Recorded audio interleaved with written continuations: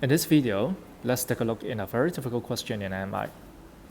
The question itself is very different or difficult compared to the questions in other MI because you see the first term is not just a simple number like 1 square, 1 times 2, 1 times 3 or some simple number.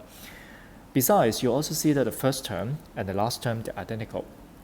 That means when you consider assume pk is true, the pk statement, and also the next about pk plus 1 statement, the last term will be affecting the first term as well. Besides, you also see that the sentence or the statement is symmetric because the second term is n minus 1 times 2, and the last term is 2 times n minus 1. Similarly, the third term is n minus 2 times 3, while the third last term is 3 times n minus 2. And the statement or the numbers, they are symmetric to each other. Before we come to the details of the proof of the MI of this question, let's see how well you understand this sentence. For example, if I put, or when we consider the case of n times n is 5, what we will obtain in the question. So of course, you can do substitution and seeing that, well, the first number should be n times 1, the second number should be 4 times 2, the next number should be 3 times 3. If you look at the end, it should be 1 times 5 for the last term. Next, you have 2 times 4 for the second last term. And the third last term is 3 times 3. And you find that the numbers are identical to each other. Indeed, 3 times 3 is the middle term or the middle number in the whole sentence. So that's why they are not duplicated or identical, or yet, indeed, it should be the middle term of the sentence. So the statement when we consider n is 5 should be 5 times 1, 4 times 2, 3 times 3 as the middle, then move on to 2 times 4 and 1 times 5. So this is the whole statement. After that, I would like you to look at the pattern of the numbers. Because when you apply the formula, it may be carrying some ambiguity for you to write down the sentence. But if you observe the numbers in the sentence, you have 5, 4, 3, 2, 1, in which you are counting down the numbers from 5 to 1 in the first number, whereas in the product, the second number will be 1, 2, 3, 4, 5, and you are counting from 1 to 5. In this case, it will be easier for you to look at the whole sentence or write down the whole sentence by yourselves. Hopefully it will. And then next, we come to look at another sentence. For example, like when we have the case of n is 12, what should be the statement look like? At first, we will be writing or using the formula as well. It's 12 and 1, 11 and 2, and this should be 10 times 3. Similarly, we should have the last term 1 times 12, second last one should be 2 times 11, third last will be 3 times 10 respectively. Now would you please try to look at or try to think of what should be the middle term of the sentence. You will see that this time we may not have a very rigid middle term because the number 12 is an even number. If you're good enough to observe the numbers by counting down 12, 11, 10, blah blah blah until 3 to 1, and you will see that the middle may be falling between 5 and 6.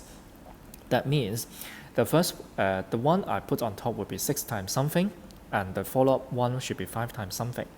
So these are the middle terms in the statement. Similarly, now we count 1, 2, 3, 4, 5, 6 until 10, 11, and 12. Because there are 12 numbers, so that's why the middle should be falling between 5 and 6. If you fill in the blanks, 5 and 6, 6 times 5 will be match up, as well as the next term will be 5 times 6. So this is a very brief idea or brief explanation how we can look at the sentence or the statement properly.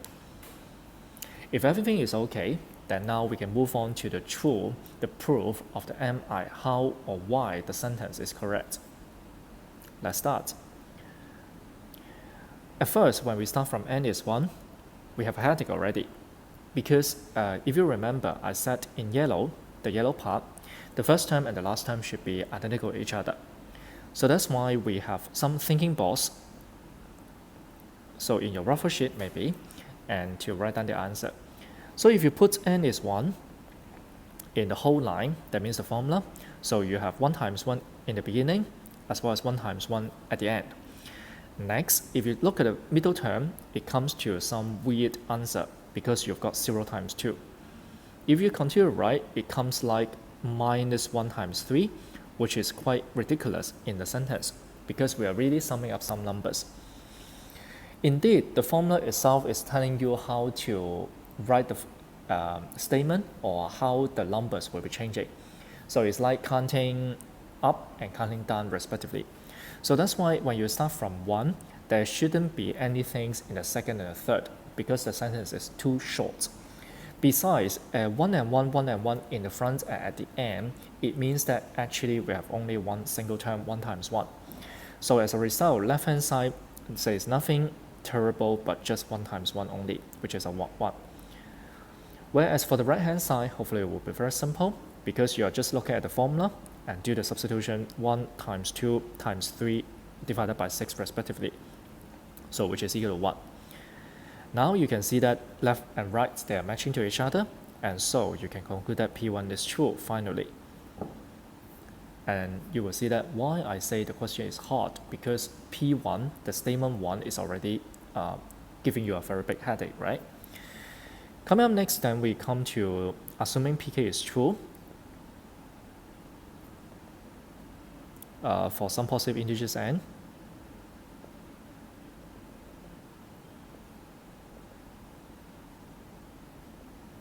So this line will be pretty easy, and I'm going to put in green.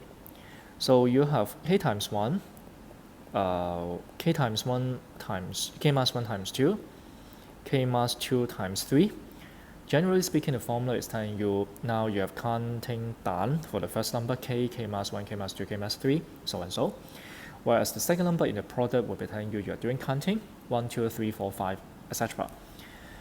So until the end, you should have 3 times k minus 2, and then 2 times k minus 1, as well as finally 1 times k. So this is the result. And now we will start in the next page when n is k plus 1. So a very hard matter afterward.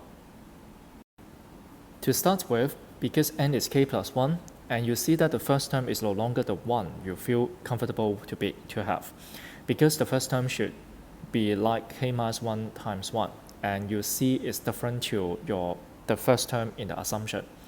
Similarly, the second term comes to k times 2, next k minus 1 times 3, and now you find that neither of them is matching to the assumption that I have written in green, but yet we can only continue.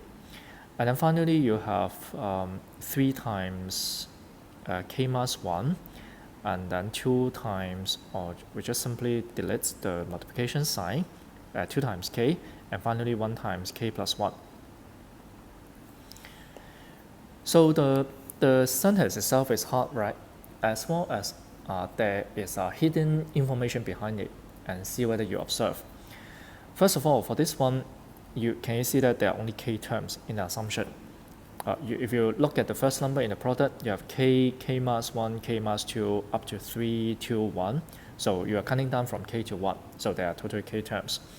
But for the purple one, can you see that it's k plus 1, k, k minus 1, 3, 2, 1. Well, this one is not just hard, but there are one more terms than before, k plus 1 terms. So when you consider applying the induction assumption, that means MI assumption, then you have to look at this extra additional term in the expression. So this is a very hard matter to consider. But yet we try to see how we are going to understand or settle the question afterward. We must apply the assumption, right? Because it's MI. So that's why my aim onward would be, how should I turn the purple one to be the green one so that I can apply the assumption. If you observe the one now I underlined in yellow, so you can see there's a difference of 1 over there. That means for the purple one, so you can take out k times 1. Let's see, okay, k times 1. Besides, you have 1 times 1 as well, so you separate that. The main point, you will see that, well, that's nice, I can apply the assumption.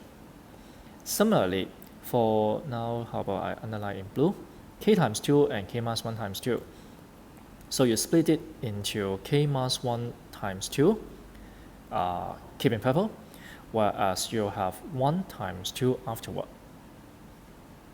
So this is the way how you match with the induction assumption in green. Similarly, the next term will be K minus 2 times 3. And so additional term taken away will be 1 times 3 afterward. So every time in the brackets or the first number, 1 is removed, so that after the product it turns to 1 times 1, 1 times 2, 1 times 3 respectively. At last, and now it comes to the hardest job, because we are going to see how the terms to be matched afterward. Please look at the blue one. The blue one comes to 3 times K minus 1. Be careful that it's not matching to this one, 3 times K minus 2, no, because you are going to match with the term about K minus 1. That means 3 reduced to 2, and so that the outcome should be, now I put in blue as well. Maybe I put a star here. It should be turning to 2 times K minus 1. So that's why 1 is removed. So that's why K minus 1 should be left behind together with the yellow group. So we write plus here, plus here, dot, dot, dot. Similarly, now I underline in, do I have another color? Maybe red. 2K should be matching to 1K. 1 is removed, so that means 1 times K is kept here, whereas one of them, that means also 1 times K is left behind together with the yellow group. Then you may ask, well, how about this term? So where does it go? So it should be merged with a certain term in the dot, dot, dot that we really didn't very explicitly write that, but yet it should be already in the dot, dot, dot already. Now the most important or the hardest job will be, you remember that there is an additional term in the end, 1 and K plus 1. It doesn't belong to the induction assumption, so not in the green line. So that's why this last term, purple one, should be left at the end, called 1 times K plus 1.